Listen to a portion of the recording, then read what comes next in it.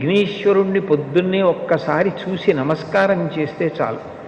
అది లోకంలో ఎక్కడా లేని విశేషం.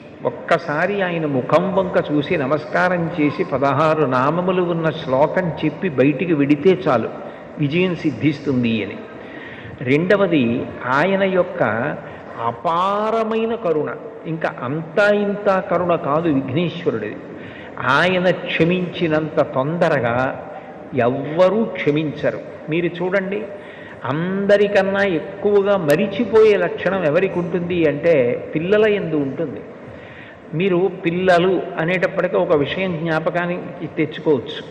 పెద్దవాళ్ళు ఏదైనా తింటున్నారనుకోండి, ఎవరో పెద్దలు వచ్చారు ఇంటికి, ఇంట్లో భోజనమో పలహారమో చేస్తున్న పెద్ద ఆయన ఆ పళ్ళెం పట్టుకునో లేకపోతే చేతిలో ఏ ఉండ్రాయో కుడుమో పట్టుకుని తింటూ వీధిలోకి వెళ్ళి స్వాగతం పలకడం, ఆ పళ్ళెం లోపల పెట్టి తాను పెడతాడు.